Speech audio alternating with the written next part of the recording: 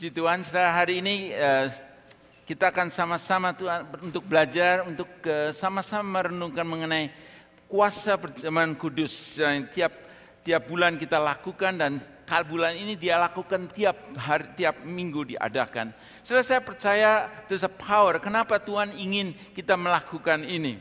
Saudara, saya ingin mengajak saudara untuk kita bisa belajar lebih lagi dalam lagi mengenai arti perjamuan kudus. Saudara tahu bahwa perjamuan kudus, kalau Yesus pada dia lakukan dengan murid-muridnya, kalau saudara lihat di Lukas pasal 22, di Lukas pasal 22, kalau saudara lihat dari firman Tuhan itu menarik sekali yang diadakan adalah di Lukas 22 mulai ayat 7, dikatakan, maka tibalah hari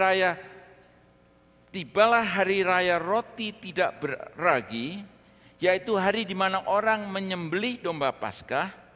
Lalu Yesus menyuruh Petrus dan Yohanes, katanya, pergilah, persiapkanlah perjamuan Paskah bagi kita semua, kita makan.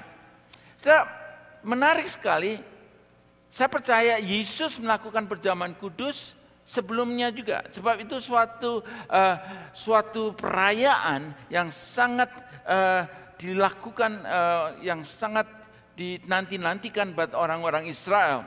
Setelah the Jewish calendar, kalau sudah lihat di projector sini, mereka ada berapa celebration yang mereka sangat hargai dan mereka lakukan. The Feast of Purim, the Feast of Tabernacle, the Day of Atonement, dan kemudian the Feast of Pentecost, the Feast of Trumpet. Tapi yang the most important adalah perayaan the Feast of Unleavened Bread, Hari Raya Roti Tidak Beragi. Dan Hari Raya Roti Tidak Beragi ini adalah pada saat yang dimana Yesus yang pada saat itu menyuruh muridnya untuk mempersiapkan. Di situ saudara, di mana orang-orang pada pergi ke Yerusalem, mereka celebrate ini, perayaan ini. Perayaan Hari Raya Roti Tidak Beragi, di mana cover di situ adalah Passover. Nah, saudara, di dalam hal ini mereka sangat menghargai sekali bagaimana Passover, bagaimana perayaan Hari Raya Roti Tidak Beragi itu sangat dihargai buat mereka. Karena apa yang terjadi, saudara? Yang terjadi karena mereka lagi merayakan bagaimana orang-orang Israel yang di dalam belenggu, boleh kata jadi budak di negara Mesir, di mana mereka itu sangat benar-benar hidup di dalam kesengsaraan yang luar biasa, ditindas oleh Firaun, dan mereka tidak bisa bergerak apapun juga, sampai dia menjerit kepada Tuhan 400 tahun. Mereka di dalam keadaan yang menderita sekali. Dan sebenarnya apa yang terjadi, saudara dengar, kalau saudara melihat di dalam perayaan, kalau saudara belajar mengenai perayaan Hari Raya Roti Tidak Beragi, ada 3 hal yang mereka akan lakukan itu. Yaitu pertama mereka akan makan, yaitu bitter herb, herb yang sangat pahit.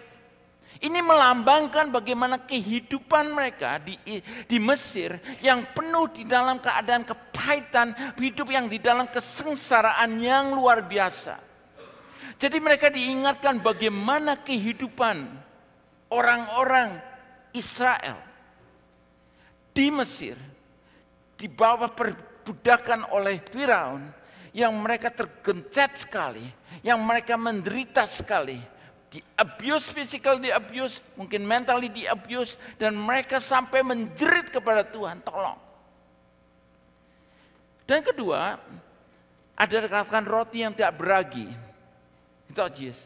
Dan dikatakan di situ bahwa mereka melambangkan mengenai mereka pada waktu mereka sudah disuruh untuk pergi, keluar dari Mesir.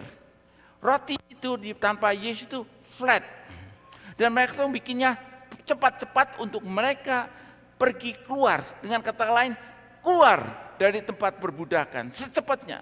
So kalau bikin roti dengan ragi waktu lama, ini diproses fasten untuk lebih cepat keluar.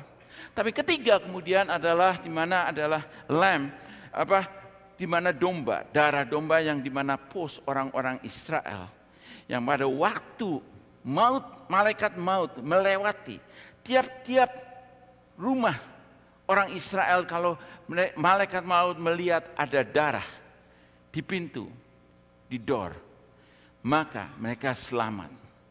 Dan ini suatu peringatan buat mereka yang sangat mereka hargai. Sampai sudah dikatakan saudara, di Keluaran 12 ayat 24 sampai 27. Mereka selalu saudara mengingatkan katakan kepada anak-anaknya, mereka selalu mengatakan begini, ini yang Musa katakan. Kamu harus memegang ini sebagai ketetapan sampai selama-lamanya bagimu dan bagi anak-anakmu. Dan apabila kamu tiba di negeri yang diberikan Tuhan kepadamu, seperti yang difirmankannya, maka kamu harus pelihara ibadah ini. Dan apabila anak-anakmu berkata kepadamu, apakah arti ibadahmu ini? Maka haruslah kamu berkata, itulah korban Paskah bagi Tuhan yang melewati rumah-rumah orang Israel di Mesir ketika ia menulahi orang Mesir, tetapi menyelamatkan rumah-rumah kita. Lalu berlututlah bangsa itu dan sujud menyembah. Jadi anak-anak bagi orang Israel pada waktu mereka merayakan ini, roti yang tidak beragi, waktu membicarakan mengenai Passover, mereka selalu membicarakan bagaimana Tuhan selamatkan kita karena darah. Malaikat laut waktu melihat darah domba yang dipoleskan di pintu, tidak ada, mereka dibebaskan dari maut, tidak ada yang mati. Dan ini suatu perintah yang harus dikatakan terus dari turunan kepada turunan yang sampai saat ini sudah orang Israel lakukan. Saudara, kalau kita lihat di firman Tuhan, berapa kata remember? Diingatkan, remember, ada 100 kali kata remember diingatkan kembali. Nah, saudara, perlu sekali saudara sebagai orang tua, saudara juga selalu berkata, ingatkan anak, ayo makan, jangan lupa, hati-hati, jangan ngantuk kalau nyetir, jangan nakal. Selalu diingatkan, ada satu kata-kata yang saudara pasti ingat, orang tua selalu katakan. Nah saudara, kita saudara seringkali lupa, sebab itu perlu sekali kita diingatkan. Nah, di sini saudara, di Ulangan pasal 7 sampai 17-18 menarik sekali lagi. Di sini juga dikatakan, jika sekiranya engkau berkata di ayat 18 ya, kata Peter, maka janganlah engkau takut kepada mereka, ingatlah selalu apa yang dilakukan Tuhan Allahmu terhadap Firaun dan seluruh Mesir. Ayat 17 katakan, jika sekiranya engkau berkata dalam hatimu, bangsa-bangsa ini lebih banyak daripadaku, bagaimana aku dapat menghalaukan mereka? Ayat 18. Maka janganlah engkau takut kepada mereka, ingatlah selalu, remember selalu apa yang telah dilakukan Tuhan Allahmu terhadap Firaun dan seluruh Mesir. Saudara, dengan kata lain, saudara, kalau kita melihat di sini, ini menurut saya sangat penting sekali. Bagaimana orang Israel diingatkan kembali? Kalau kamu melihat, katakan, kalau kamu berkata dalam hatimu, bangsa ini lebih besar daripadaku. Atau saya katakan, kalau saya katakan persoalan yang saya hadapi besar sekali, problem yang saya lagi hadapi besar sekali, ingatlah apa yang Tuhan telah lakukan di Mesir. Ingatlah bahwa kalau kamu secara manusia kamu tidak ada kekuasaan. Kamu bukannya dilatih menjadi army, banyak dari kamu sebagai gembala, banyak dari kamu sebagai buruan yang tidak punya senjata. Bagaimana kamu bisa mengalahkan Mesir yang punya mighty army, punya tentara yang luar biasa kuasanya, kuatnya bukan main. Bagaimana kamu bisa mengalahkan? Tapi ingat apa yang Tuhan lakukan. Bisa melakukan tulah sampai 10 kali tulah. Sampai akhirnya Firaun malah kata cepat pergi. Malah mereka diberkati, dikasih pesangon sebelum waktu mereka mau keluar. Sesuatu yang Tuhan lakukan yang secara manusia tidak mungkin. Bagaimana yang mereka dibelenggu di dalam hidup mereka yang tidak bisa apa-apa lagi. Saudara, waktu saya melihat ini saudara, Kalau kita apply-kan dalam hidup saudara dan saya. Berapa kita dalam manusia, dalam kita sebagai anak-anak Tuhan. Berapa kita adalah orang yang di dunia ini yang saat ini boleh dikatakan dibelenggu. Banyak orang yang di luar Tuhan. Sebab itu nanti kita akan doa untuk China. Billion people. Bagaimana saat ini materi menjadi tuntutan pertama. Menjadi goal untuk pertama. Bagaimana saudara mereka just sekarang saat ini lagi prosper, lagi bagaimana just thinking about money. Bagaimana mereka nggak mengerti mengenai even love. Bagaimana mereka tidak mengerti mengenai prinsip hidup. Bagaimana mereka bisa hidup dengan sukacita. Bagaimana mereka bisa hidup mengasihi. Dan di sini sudah dikatakan, jika engkau berkata dalam hatimu, kalau kita sebagai anak Tuhan, saat ini saudara lagi menghadapi persoalan apapun juga, ingat apa yang Tuhan telah lakukan. Mungkin tolong AC-nya dinaikin ya, rasa panas di sini. Nggak tahu saya lagi aduh. Penting sekali untuk kita ingat lakukan apa yang Tuhan telah kerjakan dalam hidup saudara dan saya.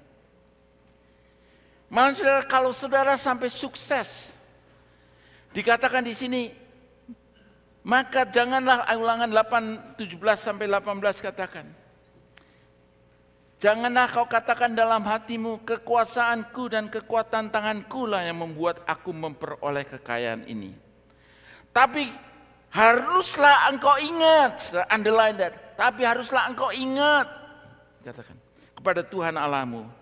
Sebab dialah yang memberikan kepadamu kekuatan untuk memperoleh kekayaan dengan maksud meneguhkan perjanjian diikarkannya dengan sumpah kepada nenek moyangmu seperti sekarang ini.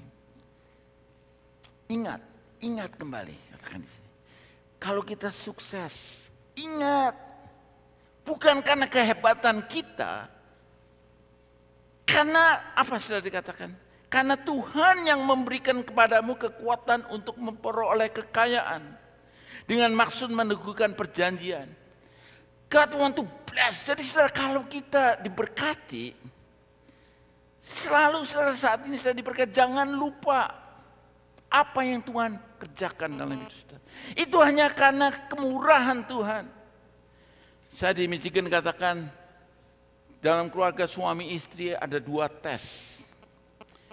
Tes buat istri adalah pada waktu suami lagi boleh kata nggak sukses, lagi struggling, lagi cari kerjaan, lagi mulai start di dalam mencari kehendak Tuhan, dalam mencari kehidupan, mencari destiny, struggling begitu. Mungkin keuangannya lagi sulit, di kerjaan dikeluarkan, kemudian lagi mencari semua. Nah, dalam hal itu sudah istri yang bagus adalah to support, to encourage, don't worry pap, you can do it, we pray for you. Nah, itu tugas istri, bukannya ngomong lo kok kawin sama suami yang begini. Enggak, doa. Itu istri. Tapi setelah tes buat suami adalah justru pada saat kamu lagi sukses. Nah di sini yang saya lihat banyak justru suami lagi sukses. Lupa even istrinya. Kalau lagi sengsara ingat, aduh istrinya tolong. Tapi pada waktu sukses, peranan istri luar biasa. Saya benar-benar ingat waktu saya punya bos waktu saya di real estate dulu. Dia start bisnis, struggling sekali. Saya lihat istrinya luar biasa. Dia support mati-matian. Begitu dia sukses, punya office, dia lupa, istrinya even ditinggal. Saya mau, aduh sayang ya. Dia lupa. Dia lupa bahwa istrinya yang membuat dia sukses. Dia lupa. Yang menyedihkan saya malah mendengar bahwa akhirnya dia waktu di Europe, dia bunuh diri. Nah, sangat menyedihkan. Jadi saudara, kalau saya lihat, Tuhan ingatkan kembali, remember. Nah saudara, kalau hari ini kita sama-sama saudara. Kalau kita belajar dari Lukas 22, di situ saudara Yesus terakhir boleh kata. Dia punya desire untuk perjamuan kudus dengan murid-muridnya. Di situ kata dia menyuruh Petrus dan Yohanes, pergilah persiapkan suatu ruangan di upper untuk mereka bisa mengadakan perjamuan kudus.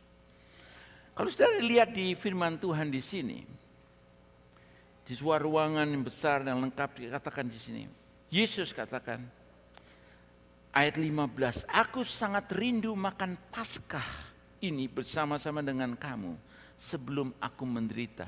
Kalau kita bicara original wordnya is a double desire, punya suatu keinginan yang luar biasa. Dan keinginan yang luar biasa Yesus adalah untuk murid-muridnya menyadari mereka selalu melakukan Passover, makan tadi kan bitter herb, roti yang tidak beragi, kemudian lamb yang di roast, yang melambangkan darah yang diolehkan oleh pintu kepada pintu. Dan basically Yesus katakan the real, saya mau pada murid-murid my desire, kamu grab bahwa kali ini yang saya mau lakukan adalah the real meaning of Passover, di mana bukannya shadow lagi, tapi real, di mana the true domba yang akan dikorbankan untuk manusia, untuk kamu semua, sehingga tidak perlu lagi upacara yang tiap tahun diadakan. Dengan kata lainnya Yesus katakan ada sesuatu pengorbanan yang once for all, yaitu saya akan untuk menjadi penebus, sehingga kamu tidak akan mati lagi. Saudara, itu Yesus lagi bicara kepada murid-muridnya, juga bicara pada saudara semua dan saya. Saudara, kalau kita tanpa Yesus, saudara, kalau saya look back lagi tanpa Yesus, kalau saya sama Hana tanpa Yesus, 100% garansi kita sudah cerai. Saya percaya kalau pada waktu kita lagi menikah the first few years, sampai dia katakan, Hana katakan kasih dia kepada saya hilang. Apapun yang saya lakukan bagi dia salah. Jadi kalau orang sudah sampai melenak lihat orang itu, tahu bahasa Jawanya. Itu secara manusia apapun yang saya lakukan salah. Jalan salah, makan salah, ngomong salah, semuanya salah. Dengan kata lain dia sudah melihatnya dari sudut itu.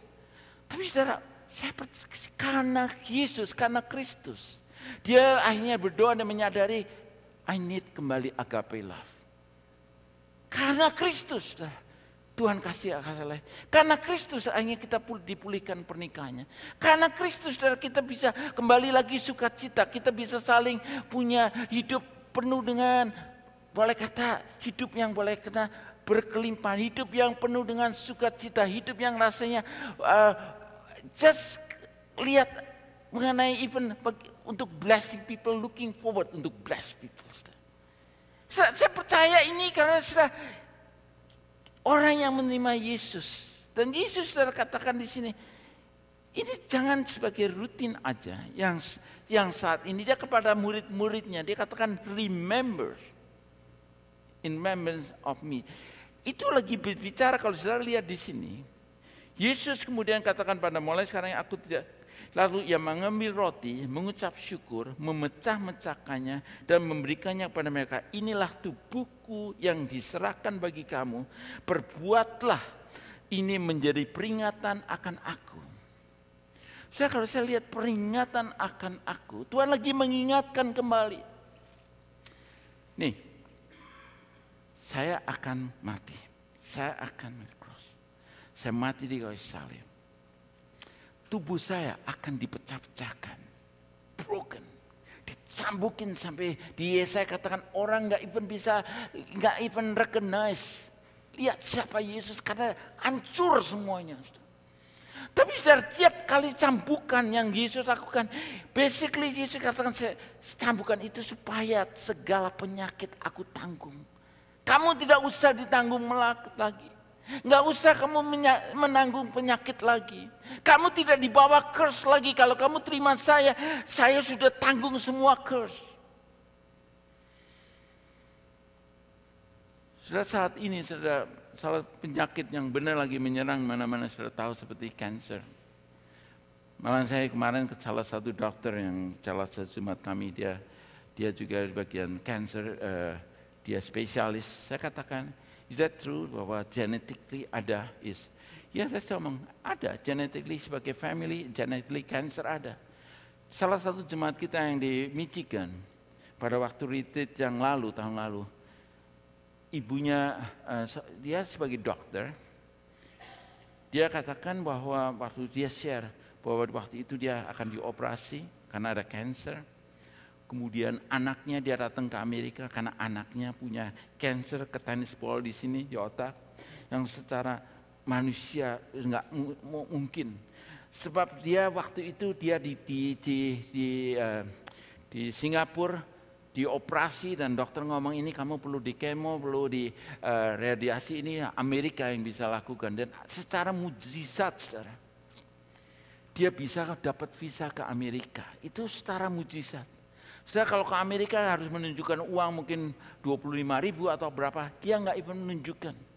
Tuhan punya favor sampai dia katakan, yang amazingly orang yang interview dia pada waktu dia di Singapura itu, orang itu begitu compassion untuk menolong keluarga ini, sampai nggak even nanya macam-macam, langsung dikasih visa ke Amerika.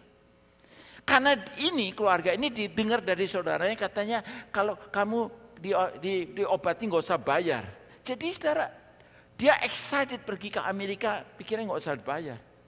Dia dapat visa secara mujizat karena belas kasihan dari konselornya itu yang dia memberikan, karena dia punya saudara kena kanker di Amerika. Jadi dia begitu lihat orang punya kanker, dia begitu compassion, akhirnya dapat visa, bang dia ke Amerika.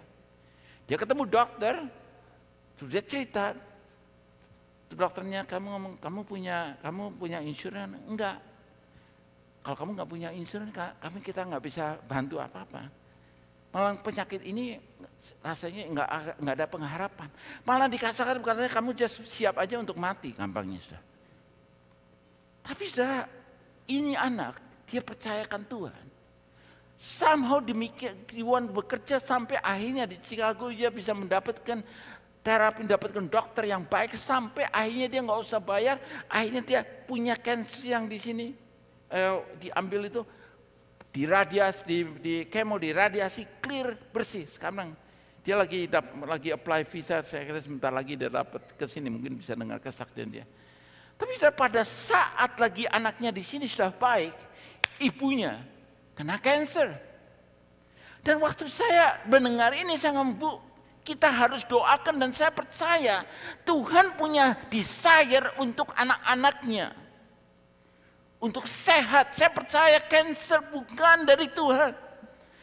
Kita perlu putuskan. Saya percaya kalau anak ibu kena cancer, saya lihat ada genetik, ada satu turun di dalam cancer, kita perlu putuskan. Dia pasti setuju betul. Ibu saya juga kena cancer yang sama saya. Mari ini sudah jelas, kita putuskan.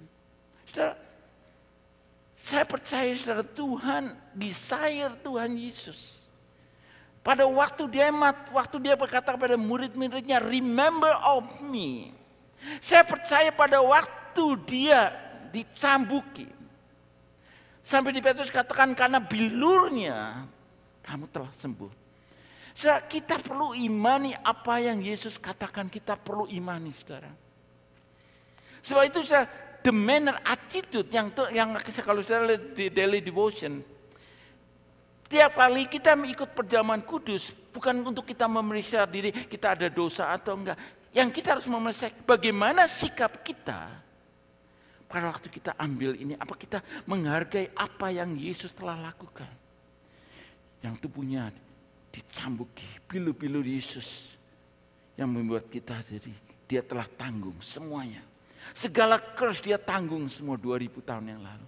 Sehingga kita tidak usah menanggung lagi. Dan sudah pada saat sudah ikut perjamuan kudus, sudah imani, wholeness. Tuhan ingin supaya ada kesembuhan total. Seperti demikian juga Tuhan ingin menolong orang Israel yang di dalam perbudakan, dalam keadaan, dan Tuhan tolong lepaskan dia. Demikian juga bagi kita, saudara. Tuhan ingin kita di-set free dari segala penyakit apapun juga. Bukan hanya kesembuhan, Tuhan ingin supaya hidup kita bebas dari segala condemnation. Bebas dari tuduhan, sebab itu darah Yesus, katakan tadi kita nyanyikan, kuasa darah Yesus. Melepaskan kita dari segala tuduhan, melepaskan kita dari segala rasa tidak layak. Berapa orang Kristen yang hidupnya tertipu selalu ngomong saya berdosa, saya orang berdosa, saya orang berdosa. Tahukah saudara, Yesus katakan darah Yesus, remember, darah.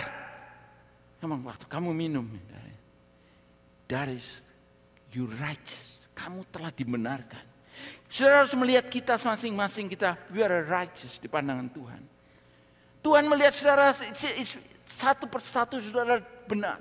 Jangan sampai saudara mau dituduh bahwa you are not. Saudara enggak righteous, saudara orang berdosa. Selama saudara melihat saudara orang berdosa, saudara sudah tertipu oleh iblis. Itu adalah salah satu yang Tuhan benar-benar saudara ingin supaya kita disadarkan.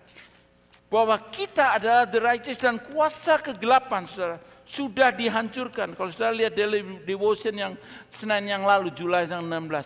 Topiknya adalah iblis sudah dikalahkan.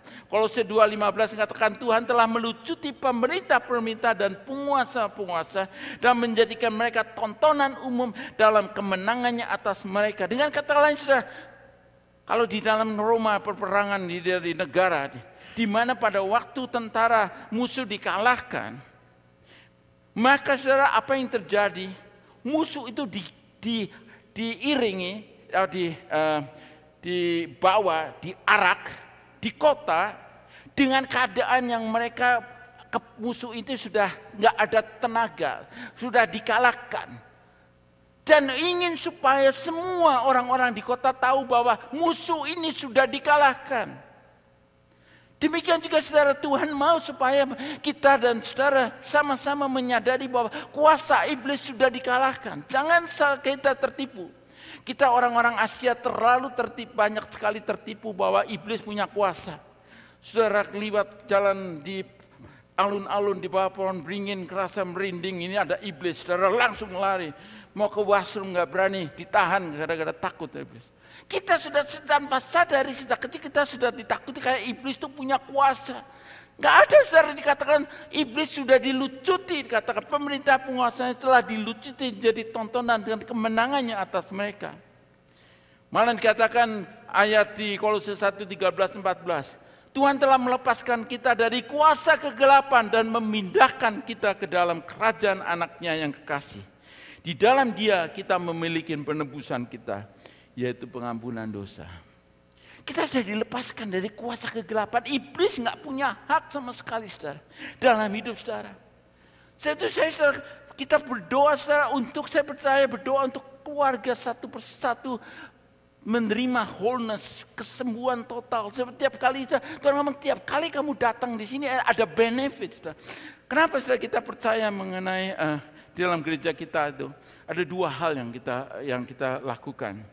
Kalau lihat sakramen ada dua, yaitu baptisan dan kedua adalah perjamuan kudus. Baptisan kita percaya bahwa orang yang tanpa Tuhan, saya katakan dia boleh dikatakan dia dikontrol oleh iblis.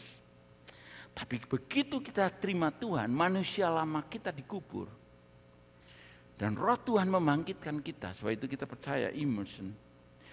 Roh Tuhan membangkitkan dan manusia ini menjadi satu keluarga di bawah satu family keluarga Allah. Dan Tuhan yang memimpin, Tuhan yang protect, dan Tuhan di sini just bless kita jadi anak Tuhan, Tuhan bless. Siapa di sini kalau saudara tahu sebagai parents want to bless, want to give the best buat anaknya. Demikian Tuhan ingin kita memberikan yang terbaik, berikan kita kesehatan, memberikan kita sukacita, hidupnya nggak penasaran, hidupnya nggak penuh dengan kepahitan, hidupnya nggak orang frustrasi, nggak penuh dengan sukacita, penuh dengan pengharapan. Dan itu satu desire yang Tuhan inginkan. Tuhan tahu benar bahwa kita perlu sekali untuk punya berkat tiap kali kita masuk perjamuan kudus. Basic kita look forward to blessing. Freshness, kita dibebaskan dari condemnation. Kita boleh datang ke tata kasih anugerah Tuhan tanpa kita ragu-ragu, tanpa kita tahu apa Tuhan mau kasih nggak? Berapa orang nggak even datang takut perjamuan kudus yang oh saya nggak layak nanti bisa mati katanya. Nah, Tuhan lagi bicara bukan itu, Tuhan lagi bicara manner kita, sikap kita bagaimana. Apa yang kita harus siapkan? Kita imani bahwa Yesus telah menanggung segala penyakit kita. Tubuhnya dipecah-pecahkan buat saudara dan saya. Tuhan ingin supaya kita juga hidupnya penuh dengan damai sejahtera, penuh dengan sukacita. Kalau kita sebagai anak Tuhan, kalau Tuhan, kita nggak akan bisa menjadi berkat kalau kita sendiri nggak mendapatkan berkat dahulu. Bagaimana kalau kita sakit, gimana bisa menjadi kesaksian? Bagaimana kita bisa even berkati orang? Tapi saudara, kalau kita sehat, Tuhan berkati kita penuh dengan sukacita, we can do it just blessing people. Dan saudara, kalau kita bless people, ada suatu sukacita.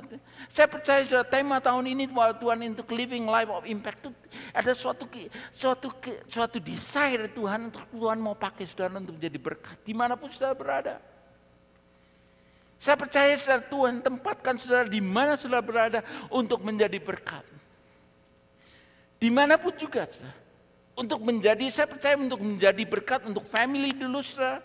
Saya percaya bahwa ini gereja Tuhan berikan visi untuk menjadi strong family. Saya percaya kita nggak akan bisa menjadi berkat keluar kalau kita sendiri keluarganya berantakan.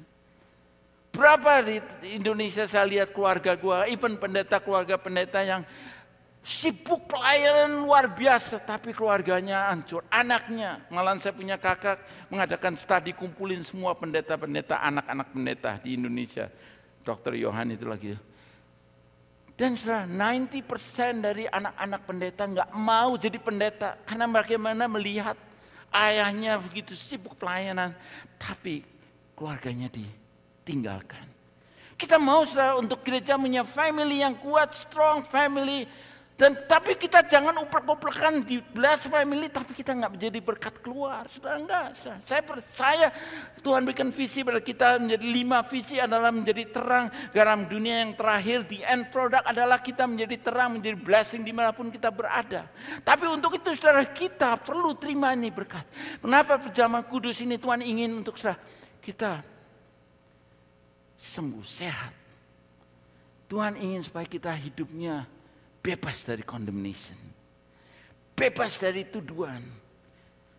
Jangan saudara kita hidupnya condemning orang. Jangan saudara hidup kita selalu saudara kita harus blessing orang. Kalau orang berbuat salah jangan ngomong, I told you many times, why you in this line? Jangan condemning justru saudara. Kita berbelas kasihan. Saya lihat Yesus saudara, pada waktu Yesus melihat orang-orang itu, murid-muridnya, dia melihatnya dari sudut love. Dia ngomong, ini muridku, saya have to prepare mereka. Di dalam perjamuan kudus itu, saya bayangkan suasana, Tuhan waktu remember of me. Ingat kamu lakukan buat saya. Saya bayangkan ini menjadi suatu getaran hati buat orang itu. Memang, yes Tuhan. Saya percaya murid-murid itu akhirnya menjadi orang yang menjadi berkat sampai firman kemana-mana. Saya lihat ini saudara. Karena dia menyadari berkat melalui ini perjamuan kudus. Saya percaya hati Tuhan ingin bless kita. Saya tinggal di Michigan, saya sama tetangga baik semua, saya dekat malah nggak tahu bagaimana Tuhan. Satu kali ada neighbor yang mungkin saya pernah share nggak, ada satu istri pagi-pagi datang nangis. Kenapa? Saya ngomong, what can I do? Ya, I got lock rumahnya dia ke garasi, lupa rumah masuk ke garasi, dari garasi ke rumah ke lock. Nangis sebab kuncinya di dalam katanya. Ini saya nggak bisa, nangis. Saya mau no problem. Saya ingat rasanya untuk buka itu dulu pernah pakai credit card. Jadi saya pernah pakai credit card. Untung nggak lock, buka sudah. Wah dia appreciate sekali, kemudian dia kasih dia sakawa, itu ada orang dari Lebanis, makanan yang manis-manis itu. Kemudian satu neighbor lagi, dia perlu sesuatu tolong. Nah kemarin, seperti saya sama Hana untuk jadi berkat buat keluarga di situ. Saya lagi jalan, saya lihat tetangga saya itu, saya tahu saya lagi pergi liburan. Itu sprinklernya itu jalan, Kemudian saya lihat air banyak sekali sampai ke tempat sewer itu, saya ngomong ini nggak normal. Jadi saya lihat, wah ini ada air yang bocor, jadi pipa yang burst itu. Jadi saya matikan, kita sprinkler saya matikan, dari luar bisa matikan. Tapi saya berusaha mikir, ini orang kasihan tetangga saya. Karena dia lagi mau bikin rumputnya hijau. Dan benar hijau, saudara, karena ngairnya itu luar biasa. Pagi, siang, malam. Dia belum tahu aja water bill-nya berapa nanti. Tapi pada waktu itu saya merasa ada satu compassion, saya kasihan. Dia pergi liburan, airnya saya matikan, itu sudah sebulan seperti sana 90 derajatan, 93. Kalau nggak diairin sehari aja langsung rumput bisa bakal mati. Jadi saya matikan, tapi ada something yang saya kira saya have to tolong dia. Sebab kalau airnya dimatikan, sprinklernya nggak jalan, rumputnya jadi mati lagi. Sama kasihan. Dia mungkin sudah habis bill-nya banyak sekali. Sebab saya tahu banyak di orang-orang yang beli rumah biasanya saking excited beli rumah, itu airnya ya pagi, siang, malam begitu. Tapi begitu dapat bill $1.500, mendadak dimatiin jadi coklat semua. Saya kasihan saya. Saya kira saya perlu kasihan sama orang ini. Jadi saya ngomong, oke. Jadi saya pikir, what can I do? Jadi saya pikir, kemudian saya lihat, saya buka lagi problemnya, ketahuan airnya di situ. Langsung saya potong, saya ke Home Depot, cuma $1 sudah. Connect-kan, diklaim lagi, jalan. Nah salah satu dari orang gereja ngomong, Pak Cucu nanti disu loh sama mereka. Hah? Masa mau nolong kok disu? Why? Sama. Akhirnya saya kejalan. Akhirnya jalan lagi sprinkler. Saya ngomong, aduh saya senang sama. Orangnya datang. Pas datang saya lagi ngerjain. Orang mau hati-hati lah nanti kamu. Begitu datang saya, untung si Hana sudah cerita dulu. You have problem ini. Jadi dia sudah hatinya dilembutkan dulu. Jadi dia datang tuh appreciate sekali. Dia appreciate sekali sama aduh I owe you sama. No you know me. It's a blessing for me untuk bisa berkati. Dan kalau saya bisa hubungan begitu, anytime saya panggil rumah untuk home group, very easy. Tinggal ngomong, let's have food, makan. Tapi setelah yang saya katakan di sini, hati saya waktu itu saya melihat ini, seperti saya lihat, ini sedikit soal rumput is nothing. Tapi kalau kita jiwa, Tuhan lihat ini orang-orang ini, kalau dia nggak menyadari the blessing melalui perjamuan kudus ini, di mana kita jadi sehat. Tuhan ingin supaya kita hidup free dari condemnation, supaya hidup kita bisa jadi berkat buat keluar. Itu yang Tuhan ingin supaya kita lakukan. Nanti saudara doakan untuk China, saudara. Berapa orang di China yang saat ini memerlukan Yesus? Setelah saya look back lagi, saudara.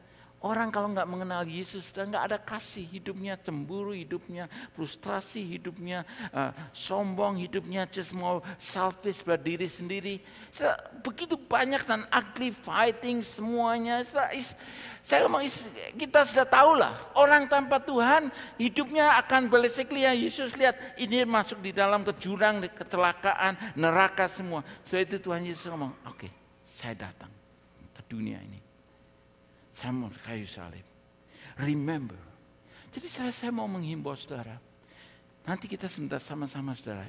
Itu perjamuan kudus ini. Tuhan punya desire ingin bless saudara dan saya. Dan kita harus tahu bahwa kuasa iblis telah diputuskan. Tadi katakan telah dilucutin. Gak punya power sama sekali. Jangan sekali-sekali sudah dilakukan, motivated by fear. Fear adalah opposite dari faith, saudara dengar. Fear adalah yang dari iblis. Tapi faith yang dari Tuhan. Biar kita lakukannya semua dengan iman. Saya minta saudara untuk para tugas yang ditugaskan untuk bisa maju ke depan. Saya ingin saudara kita akan masuk perjamuan kudus ini dengan understanding, pengertian. Saya minta saudara silakan untuk para asir yang ditugaskan.